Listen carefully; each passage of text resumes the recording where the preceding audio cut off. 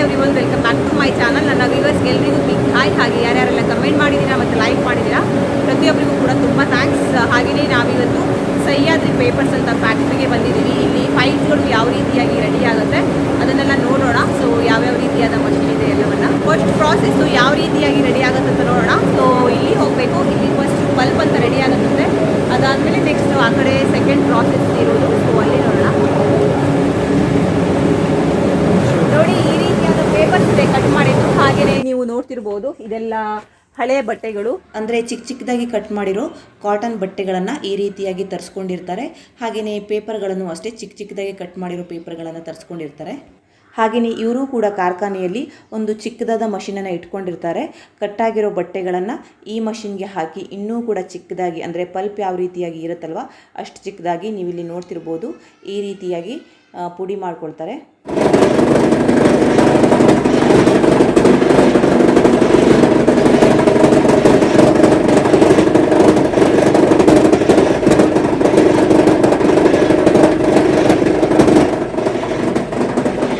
Paper ಮತ್ತು ಬಟ್ಟೆಗಳನ್ನೆಲ್ಲ ಹಾಕ್ತಾರೆ. ಇದೆಲ್ಲ ಮಿಕ್ಸ್ ಆಗಿ ಅಲ್ಲಿ ಹೋಗುತ್ತೆ. ಅದು ಕೂಡ ಫಸ್ಟ್ ಪ್ರಾಸೆಸ್ನೇ. ಬಟ್ ಇದು ಫಸ್ಟ್ ಇಲ್ಲಿ ಆಗಿಬಿಟ್ಟು ನೆಕ್ಸ್ಟ್ ಅಲ್ಲಿ ಹೋಗುತ್ತೆ, ಅದು ಫಿನಿಶಿಂಗ್ ಆಗುತ್ತೆ. ಇದು ಅತ್ಯಂತ ಹಳೆಯ ಫೈಲ್ಸ್ ಕಾರ್ಖಾನೆ. ಬಟ್ ಇಲ್ಲಿ ತುಂಬ ಚೆನ್ನಾಗಿ ಎಲ್ಲ ರೀತಿಯ ಫೈಲ್ಸ್ಗಳು ರೆಡಿ ಆಗುತ್ತೆ. ಹೊಸ ಟೆಕ್ನಾಲಜಿ ಇರುವ ಕಾರ್ಖಾನೆಗಳು ಯಾವ ರೀತಿಯಾಗಿ ಫೈಲ್ಸ್ಗಳನ್ನು ರೆಡಿ ಮಾಡುತ್ತೆ, ಅದೇ ರೀತಿಯಾಗಿ ಈ ಕಾರ್ಖಾನೆಯು ಕೂಡ ತುಂಬ ಚೆನ್ನಾಗಿ ಫೈಲ್ಸ್ಗಳನ್ನು ರೆಡಿ ಮಾಡುತ್ತೆ. ಸೊ ಅದಕ್ಕೆ ಯಾವತ್ತೂ ಹೇಳೋದು ಓಲ್ಡ್ ಇಸ್ ಗೋಲ್ಡ್ ಅಂತ. ಈ ಮಷಿನ್ ಮತ್ತು ಇನ್ನೊಂದು ಮಷಿನ್ ಕೂಡ ಅಷ್ಟೇ. 250 kg ಪಲ್ಪ್ ಮಾಡುವಂಥ ಮಷಿನ್ಗಳು 200 kg ಆಗುವಷ್ಟು ಪೇಪರನ್ನು ಹಾಕ್ತಾರೆ, 50 kg ಆಗುವಷ್ಟು ಕಾಟನ್ ಬಟ್ಟೆಯನ್ನು ಹಾಕ್ತಾರೆ.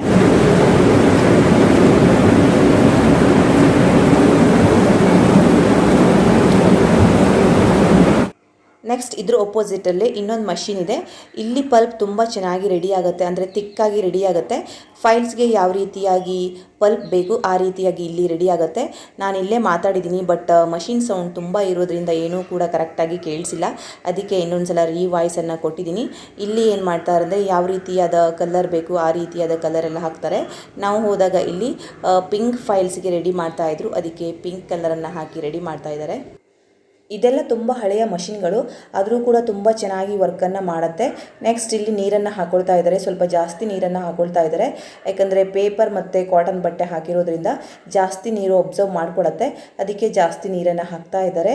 ಒಂದು ವೇಳೆ ನೀರು ಜಾಸ್ತಿ ಆಗಿದರೆ ಎಕ್ಸ್ಟ್ರಾ ನೀರನ್ನು ಅದು ರಿಮೂವ್ ಮಾಡುತ್ತೆ, ಎಷ್ಟು ಬೇಕು ಅಷ್ಟೇ ನೀರನ್ನು ತಗೊಳುತ್ತೆ.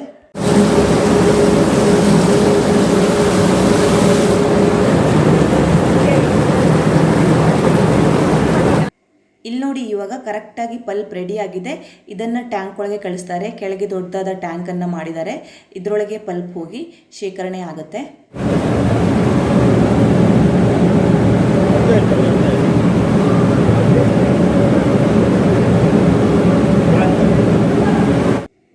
ಸೊ ಇದು ತುಂಬ ದೊಡ್ಡದಾದ ಟ್ಯಾಂಕ್, ಏನೂ ಕೂಡ ಅಷ್ಟಾಗಿ ಕಾಣಿಸ್ತಾ ಇಲ್ಲ, ಅಂಡರ್ ಗ್ರೌಂಡಲ್ಲಿ ಇದೆ.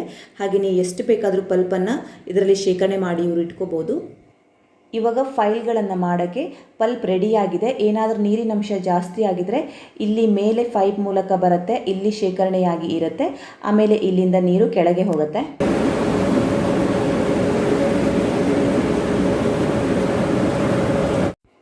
ನೋಡಿ, ಇದು ಎಕ್ಸೆಸ್ ಇರುವ ನೀರು. ಈ ನೀರು ಪೈಪಿನ ಮೂಲಕ ಕೆಳಗೆ ಬರುತ್ತೆ.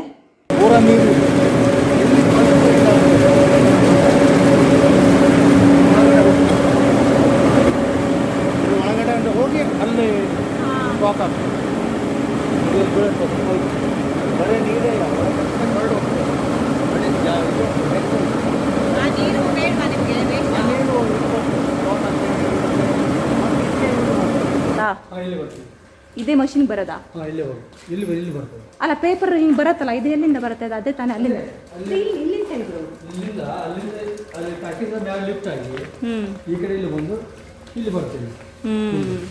ಮೇಲೆ ಪಲ್ಪ್ ಎಲ್ಲ ರೆಡಿ ಆಗಿದ್ದು ಟ್ಯಾಂಕ್ ಒಳಗೆ ಹೋಗುತ್ತೆ. ನೆಕ್ಸ್ಟ್ ಟ್ಯಾಂಕ್ ಒಳಗಿಂದ ಈ ಪೈಪಿನ ಮೂಲಕ ಇಲ್ಲಿಗೆ ಬಂದು ಇಲ್ಲಿ ಅಂಟ್ಕೊಳ್ಳುತ್ತೆ. ನೆಕ್ಸ್ಟ್ ಅಂಟ್ಕೊಂಡಿದ್ದೆಲ್ಲ ಮೆಸ್ನ ಮೇಲೆ ಬಂದು ಪೇಪರ್ ರೀತಿಯಾಗಿ, ಅಂದರೆ ಈ ರೀತಿಯಾಗಿ ಬರುತ್ತೆ. ಇದಾದ ಮೇಲೆ ಇವರು ಒಂದೊಂದೇ ಪೇಪರ್ ಫೈಲ್ಗಳನ್ನು ಕಟ್ ಮಾಡಿ ಈ ರೀತಿಯಾಗಿ ಇಟ್ಕೋತಾರೆ ಇಲ್ಲಿ.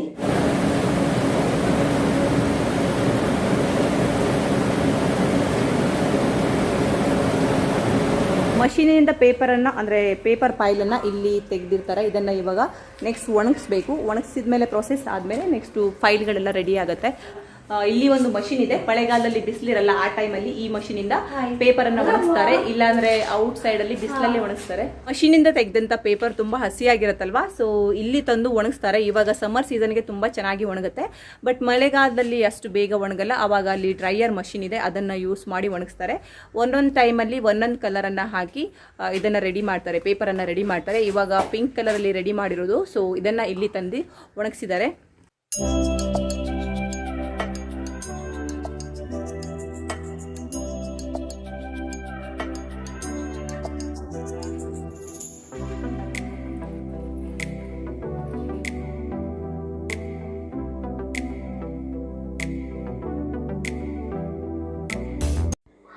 ನೆಕ್ಸ್ಟ್ ಇದು ಈ ಕಡೆ ರೂಮಲ್ಲಿ ಕಟ್ಟಿಂಗ್ ಆಗಿರೋ ಪೇಪರ್ಗಳನ್ನೆಲ್ಲ ಇಲ್ಲಿ ಇಟ್ಟಿದ್ದಾರೆ. ಹಾಗೆಯೇ ಡ್ರೈ ಆಗಿರೋ ಪೇಪರ್ಗಳು, ಸೊ ಅದನ್ನು ಸಹ ಇಟ್ಟಿದ್ದಾರೆ. ನೆಕ್ಸ್ಟ್ ಇಲ್ಲಿ ಪಾಲಿಶ್ ಮಷಿನ್ ಮತ್ತು ಕಟ್ಟಿಂಗ್ ಮಷಿನ್ ಎಲ್ಲವೂ ಕೂಡ ಇದೆ. ನೋಡಿ, ಇದೆಲ್ಲ ಫೈಲ್ ಮಾಡೋಕ್ಕೆ ರೆಡಿಯಾಗಿರೋ ಪೇಪರ್ಗಳು. ಒಣಗಿಸಿದ ಮೇಲೆ ಪೇಪರು ಈ ರೀತಿ ಆಗತ್ತೆ. ನೋಡಿ, ಈ ರೀತಿ ಆದಮೇಲೆ ಇದನ್ನು ಮಷಿನ್ ಒಳಗೆ ಹಾಕ್ತಾರೆ. ಇಲ್ಲೊಂದು ಮಷಿನ್ ಇದೆ. ಸೊ ಈ ಮಷಿನ್ ಒಳಗೆ ಹೋದ್ಮೇಲೆ ಇದು ಕರೆಕ್ಟಾಗಿ ಐರನ್ ಮಾಡಿದಾಗ ಯಾವ ರೀತಿ ಇರುತ್ತಲ್ಲ ಆ ಥರ ಕರೆಕ್ಟಾದ ಪೇಪರ್ ನೈಸ್ ಆಗಿ ಬರುತ್ತೆ. ಇದು ಬಂದುಬಿಟ್ಟು ಐರನ್ ಅಥವಾ ಪಾಲಿಶ್ ಮಷಿನ್. ಯಾಕಂದರೆ ಡ್ರೈ ಮಾಡಿದ ತಕ್ಷಣ ಪೇಪರು ಸ್ವಲ್ಪ ರಫ್ ಆಗಿ ಇರುತ್ತೆ, ಸ್ಮೂತ್ ಆಗಲಿ ಅಂತ ಅಂದ್ಬಿಟ್ಟು ಪಾಲಿಶ್ ಮಾಡ್ತಾರೆ.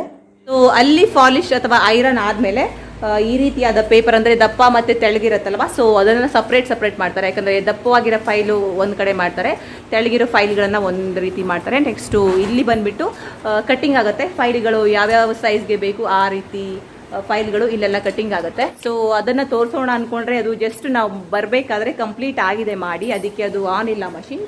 ಸೊ ಕಟ್ಟಿಂಗ್ ಪ್ರೋಸೆಸ್ ಎಲ್ಲ ಕಂಪ್ಲೀಟ್ ಆದಮೇಲೆ ಈ ರೀತಿಯಾದ ಫೈಲ್ಗಳು ರೆಡಿ ಆಗುತ್ತೆ. ನೋಡಿ, ಕಲರ್ಸ್ ಇದೆ ಇಲ್ಲಿ, ಬ್ಲೂ ಕಲರ್ ಹಾಗೆಯೇ ಪಿಂಕ್ ಕಲರ್ ಎಲ್ಲವೂ ಕೂಡ ಇದೆ.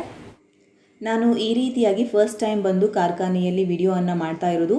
ಹೇಗೆ ಬಂದಿದೆ ಅಂತ ಗೊತ್ತಾಗ್ತಿಲ್ಲ. ನೀವು ದಯವಿಟ್ಟು ಕಮೆಂಟನ್ನು ಮಾಡಿ. ಚೆನ್ನಾಗಿದೆ ಅಂದರೆ ಚೆನ್ನಾಗಿದೆ ಅನ್ನಿ, ಇಲ್ಲ ಅಂದರೆ ನೋ ಪ್ರಾಬ್ಲಮ್. ಚೆನ್ನಾಗಿಲ್ಲ ಅಂದರೆ ಚೆನ್ನಾಗಿಲ್ಲ ಅನ್ನಿ.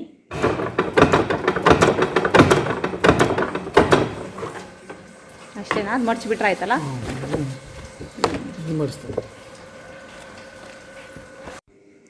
ಕಟ್ಟಿಂಗ್ ಎಲ್ಲ ಆದಮೇಲೆ ಇವಾಗ ತೋರಿಸಿದ್ನಲ್ವ ಈ ಮಷಿನಲ್ಲಿ ಈ ರೀತಿಯಾಗಿ ಮಾಡ್ಕೊಳ್ತಾರೆ. ಅದಕ್ಕಿಂತ ಮುಂಚೆ ಈ ಫೈಲ್ಗಳಿಗೆ ಕ್ಯಾಲ್ಕೋ ಹಚ್ಚಿದ್ದಾರೆ ನೋಡಿ. ಸೊ ಅದನ್ನು ಹಚ್ಚಕ್ಕೂ ಕೂಡ ವರ್ಕರ್ಸ್ ಇರ್ತಾರೆ. ಸೊ ಅವರು ಇದನ್ನು ಹಚ್ಚಿರ್ತಾರೆ. ಈ ಥರ ರೆಡಿ ಆಗುತ್ತೆ. ಆಮೇಲೆ ಇದಕ್ಕೆ ಪ್ರಿಂಟ್ ಹೊಡೆದಿರ್ತೀರಲ್ವಾ, ಇದು ಮೊದಲು ಹಿಂಗೆ ಇರ್ತದೆ. ಆಮೇಲೆ ಇದನ್ನೆಲ್ಲ ಕೆಲ್ಕೋ ಹಚ್ತಾರೆ. ಕೆಲ್ಕೋ ಹಚ್ಚಿದ್ಮ್ಯಾಗ ಇದೆಲ್ಲ ಸ್ಕ್ರೀಜ್ ಎಲ್ಲ ಮಾಡ್ಕೊಂಡು ಆಮೇಲೆ ಇದಕ್ಕೆ ರಿಬಿಟ್ ಬರ್ತದೆ. ರಿಬಿಟ್ ಎಲ್ಲ ಹೊಡಿಬೇಕು. ಓಕೆ. ನೆಕ್ಸ್ಟು ಇದಾದಮೇಲೆ ಇಲ್ಲಿ ಪ್ರಿಂಟಿಂಗ್ ಮಷಿನ್ ಇದೆ, ಪ್ರಿಂಟಿಂಗನ್ನು ಹಾಕ್ತಾರೆ. ಎಲ್ಲ ಫೈಲ್ಗಳ ಮೇಲೆ ಇರುತ್ತಲ್ವ ನೇಮು, ಕಾಂಟ್ಯಾಕ್ಟ್ ನಂಬರು ಹಾಗೆ ಉಳಿದೆಲ್ಲ ಡೀಟೇಲ್ಸು, ಅದು ಈ ಪ್ರಿಂಟರ್ ಮಷಿನಿಂದ ಮಾಡ್ತಾರೆ. ಲಾಸ್ಟ್ ಪ್ರಾಸೆಸ್ ಬಂದುಬಿಟ್ಟು ಇದಕ್ಕೆ ಪ್ರಿಂಟ್ ಎಲ್ಲ ಆದಮೇಲೆ ಹೋಲನ್ನು ಮಾಡಿ ಇದಕ್ಕೆ ಕ್ಲಿಪ್ಪು ಮತ್ತು ಸ್ಪ್ರಿಂಗನ್ನು ಹಾಕ್ತಾರೆ. ಫೈನಲ್ ಆಗಿ ಈ ರೀತಿಯಾದ ಫೈಲ್ ರೆಡಿ ಆಗುತ್ತೆ.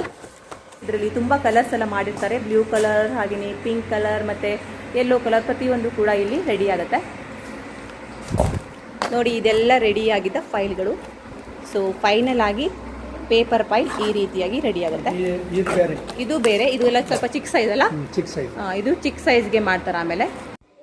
ಸೊ ನೀವು ಸ್ಕೂಲು, ಕಾಲೇಜು, ಯೂನಿವರ್ಸಿಟಿ ಹಾಗೆಯೇ ಪ್ರತಿಯೊಂದು ಕ್ಷೇತ್ರಗಳಲ್ಲಿ ಎಲ್ಲರೂ ಉಪಯೋಗಿಸುವ ಫೈಲ್ಗಳು ಈ ರೀತಿಯಾಗಿ ರೆಡಿ ಆಗುತ್ತೆ. ನೋಡಿ, ನೆಕ್ಸ್ಟ್ ಇದು ಎಕ್ಸೆಸ್ ಆದಂಥ ನೀರು ಅಂದರೆ ವೇಸ್ಟ್ ಆದಂಥ ನೀರು. ಇದನ್ನು ಹೊಲ, ಗದ್ದೆ, ತೋಟ ಹಾಗೆಯೇ ಗಿಡ ಮರ ಎಲ್ಲದಕ್ಕೂ ಉಪಯೋಗಿಸ್ತಾರೆ. ಸೊ ಇದು ಬಂದು ಫೈಲ್ಗಳನ್ನು ಮಾಡುವ ಕಂಪ್ಲೀಟ್ ಆದ ಪ್ರಾಸೆಸ್. ಇವತ್ತಿನ ವಿಡಿಯೋನ ಇಲ್ಲಿಗೆ ಎಂಡ್ ಮಾಡ್ತಾ ಇದ್ದೀನಿ. ನಿಮಗೂ ಕೂಡ ಇಷ್ಟ ಆಯಿತು ಅಂತ ಭಾವಿಸ್ತೀನಿ. ಇಷ್ಟ ಆದರೆ ಪ್ಲೀಸ್ ಲೈಕ್ ಮಾಡಿ, ಶೇರ್ ಮಾಡಿ, ಕಮೆಂಟ್ ಮಾಡಿ. ಹಾಗೆಯೇ ನೀವೇನಾದರೂ ಫಸ್ಟ್ ಟೈಮ್ ನನ್ನ ಚಾನಲ್ನ ನೋಡ್ತಾ ಇದ್ದರೆ ಮತ್ತು ಸಬ್ಸ್ಕ್ರೈಬ್ ಮಾಡದೇ ನೋಡ್ತಾ ಇದ್ದರೆ ಇಷ್ಟ ಆದರೆ ದಯವಿಟ್ಟು ಸಬ್ಸ್ಕ್ರೈಬ್ ಮಾಡ್ಕೊಳ್ಳಿ. Thank you for watching. Take care. Bye. See you.